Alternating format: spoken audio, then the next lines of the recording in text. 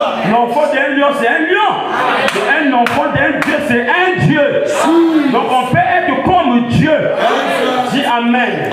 D'ailleurs, la Bible dit que nous sommes des dieux amateurs. Donc nous venons apprendre à être comme les dieux majeurs. Amen. Quand le Seigneur a parlé à un arbre, il a dit, je maudis cet arbre, que personne ne mange ton fruit. Pierre a vu.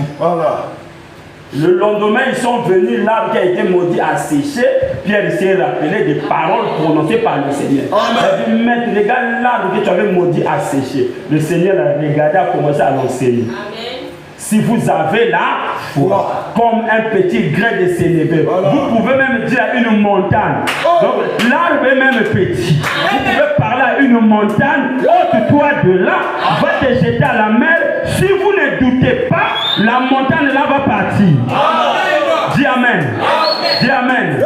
Parce que quand Jésus a parlé, l'arbre était là. L'arbre n'avait pas séché automatiquement. Elle était là, mais sauf que la parole avait déjà été prononcée. Et Jésus n'a plus géré l'affaire. Là, je parle à ceux-là qui pensent que Dieu c'est un garçon de fou. Seigneur, guéris-moi. Le mal est toujours là. Tu commences à dire, je ne suis pas guéri. Mais quand tu as dit Dieu guérit, ou bien au nom de Jésus, je chasse cette maladie. Mais il faut croire pour que la promesse s'accomplisse. Amen. Dites Amen. Parce que quand tu as parlé, Dieu a écouté, mais Dieu observe aussi ta foi. Comment tu vas exploiter l'affaire. Si après avoir parlé, tu commences encore à regarder la chose. Et comment on appelle ça? Tu es saisi de peur. La foi est ôtée. Parce que la peur n'a pas de vertu. Mais si tu as parlé, puis tu ne dis, j'ai repris l'affaire. Tu continues à croire que ce que j'ai dit va s'accomplir. Ça va s'accomplir.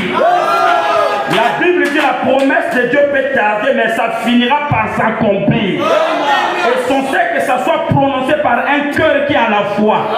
Quand tu as dit quelque chose, tu as cru. Dis Amen.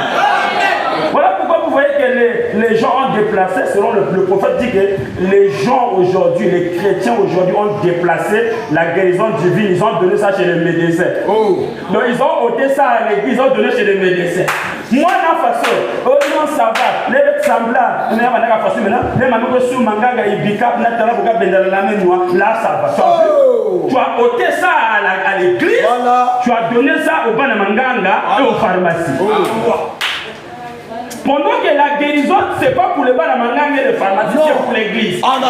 Tu as prié, tu voulais voir aussitôt. Le fait que Dieu prouve ta foi pour quelques heures, non.